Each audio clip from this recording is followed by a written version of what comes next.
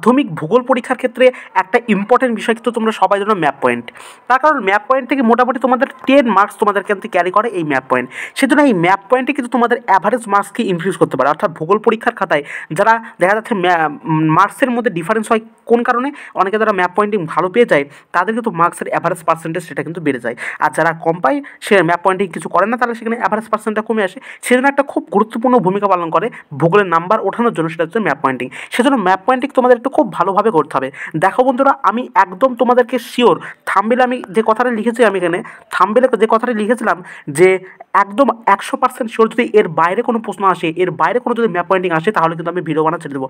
তুমি পরীক্ষা দিয়ে আসার পর তুমি আমাকে একবার ভিডিওর কমেন্টে লিখবে যে এর বাইরেও একটা প্রশ্ন আমার এসেছিলো, এর বাইরেও একটা কমেন্ট এসেছিলো, তারপর থেকে আমার ওখানেই ভিডিও বানানো ক্লোজ হবে। কিন্তু আমি তার আগে যাচাই করে নেবো এর বাইরে এসেছিলো কি, তারপরে এমনি অন্যান্য কথা তো না, যদি নিতান্তই দেখি যে বাইরে এসেছিলো তাহলে আমি এটা করবো। দেখো আমি কোনো ভুংভাং কথা বলছি না, আমি মনের থেকে দিক থেকে বলছি। তো দেখো আমি এখানে কেন এত সিওরিটি দিতে পারছি, তার কারণ দেখো ভারতের যে তোমার ভারতের মূলত অনেক জায়গা থেকে কিন্তু ম্যাপ পয়েন্টিং আসে। একটা তোমার ভারতের অবস্থান বা রাজধানীর সময় এখানে যে দেখতে পাচ্ছ, ভারতের যে অবস্থান এবং রাজধানীর সময় দাঁড়াও, সরি একটুখানি দাঁড়াও, ঠিক আছে একটুখানি দাঁড়াও। আচ্ছা, খুব সুন্দর। এবার দেখো ভারতের অবস্থান ও রাজধানী সমূহ, এছাড়াও কী কী ভারতের শিল্প, ভারতের কৃষি, ভারতের যে সমস্ত বাণিজ্য বন্দর, অনেক চ্যাপ্টার আছে। অর্থাৎ ভারত একটা খুব হিউজ চ্যাপ্টার, তাই না?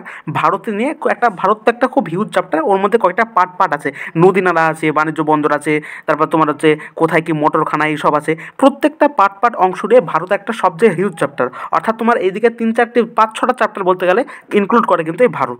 তো আমি এই প্রত্যেকটা চ্যাপ্টার থেকে যে সমস্ত ম্যাপ পয়েন্টিংগুলো আসতে পারে, যে সমস্ত জিনিসগুলো বা যে সমস্ত পয়েন্টগুলো অ্যাকচুয়ালি ইম্পর্টেন্ট, যে অংশগুলো ইম্পর্টেন্ট, সেইখান থেকে প্রত্যেকটা বাছাই করে কিন্তু এখানে ম্যাপ পয়েন্টিং এনেছি। দেখো তার সাথে তোমাদের এখানে প্রত্যেকটা ম্যাপ পয়েন্টিং করেও দেওয়া আছে। এরকম অনেক পেজ আছে, আমি যদি উঠাই তুমি দেখতে পারো, এরকম প্রচুর পেজ আছে। তার কারণ কি? তার কারণ আমি তোমাদের একটু স্পষ্টভাবে বলে দিতে চাই। দেখো এখানে আমি তোমাদের এখানে প্রথমত দিয়েছি ভারতের অবস্থান ও রাজধানী সমূহ, ঠিক আছে?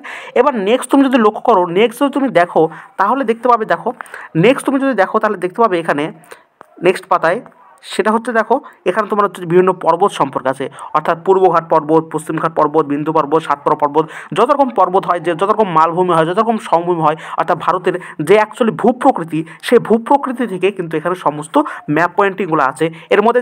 এর মধ্যেও প্রচুর, দেখো আমি একটা কথা বলি, এর মধ্যেও কিন্তু যেগুলো সবচেয়ে বেশি গুরুত্বপূর্ণ সেগুলো কিন্তু এখানে আমি স্টার মার্ক করে দেওয়া হয়েছে, ঠিক আছে? স্টার মার্ক আমি এখানে করেছি, যেগুলো সবচেয়ে বেশি ইম্পর্টেন্ট সেগুলো কিন্তু স্টার মার্ক করে দিয়েছি, ঠিক আছে? এখানে পীরপাঞ্চল পর্বতটাও তুমি স্টার মার্ক করে রাখো, পীরপাঞ্চল পর্বতটাও ইম্পর্টেন্ট আছে, ঠিক আছে?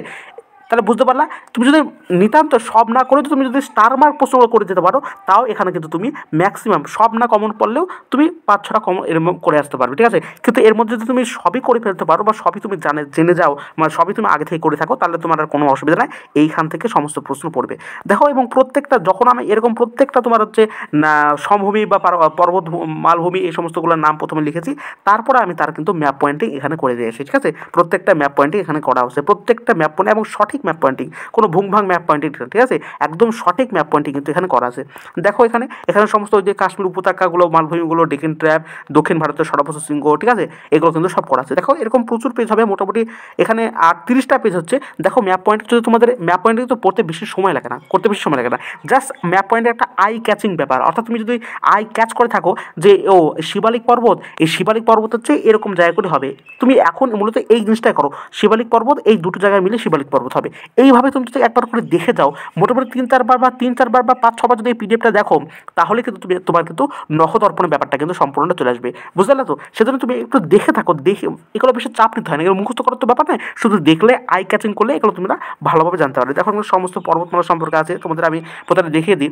এখানে দেখো সমস্ত নদ নদী বা হ্রদ উপত্যকা উপসাগর, অর্থাৎ ভারতকে যত রকম পার্টে তোমাদের বিভক্ত করা হয়েছিল, সেই প্রতিটি পার্ট থেকে যে সমস্ত পয়েন্টগুলো ইম্পর্টেন্ট, যে সমস্ত ম্যাপ পয়েন্টিং আসে, সেগুলোকে এক জায়গায় করে নিয়ে এসেছি এবং সেগুলো সঠিক কিন্তু এখানে ম্যাপ পয়েন্টিং করাও আছে, ঠিক আছে? তোমরা দেখতে পাচ্ছ এটা নদ নদী গেল, এটা তোমার হচ্ছে জলসেচ বা তোমার হচ্ছে জলবায়ু বা উদ্ভিদ মৃত্তিকা গেল, ঠিক আছে? এখানে সমস্ত ম্যাপ পয়েন্টিং করা আছে, উদ্ভিদ মৃত্তিকা, ঠিক আছে?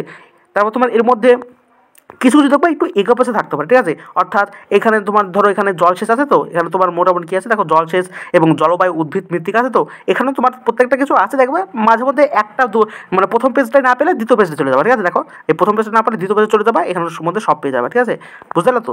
তাহলে এটা দেখো ভারতের ভূপ্রকৃতি, ঠিক আছে, এটা হচ্ছে ভারতের ভূপ্রকৃতি সম্পর্কে সমস্তটা আছে। তারপর দেখো এই পেজটা একটু তোমরা ফোনটাকে স্কিপ করে দেখবা, ফোনটাকে সোজা করে ধরবা, জলবায়ু, ভারতের জলবায়ু সম্পর্কিত। এটা দেখো ভারতের মৃত্তিকা সম্পর্কিত, ঠিক আছে। এরকম দেখো প্রত্যেকটা পেজ তোমার এখানে করা আছে, এবং এর যে পিডিএফটা তোমরা ডিসক্রিপশন বক্সে পেয়ে যাবে, তোমাদের কোনো অসুবিধা নাই, বুঝতে পারলে তো। এরকম পিডিএফটা কিন্তু সমস্তটা ডিসক্রিপশন বক্সে পেয়ে গেলে, তাহলে তুমি বুঝতে পারলে অ্যাকচুয়ালি আমি কী বলতে চাচ্ছি। এরকম 30টা মোটে পেজ আছে, মোটামুটি 20টা পেজ পর্যন্ত গেলাম আমরা। তো এগুলো জাস্ট একবার পরীক্ষার আগে দেখে যাও। তুমি যদি সব পড়ে ফেলতে পারো তাহলে তো কোনো অসুবিধা না, তুমি এখান থেকে ফুল মার্কস পেয়ে যাবে। আর যদি সব নাও পড়ে শুধুমাত্র স্টার মার্কিং যে সমস্তগুলো আছে সেগুলো পড়তে পারো, সেখান থেকে তুমি কিন্তু ম্যাক্সিমাম নাম্বারটা পেতে পারবা। So thank you so much, দেখা হচ্ছে পরের ভিডিওতে।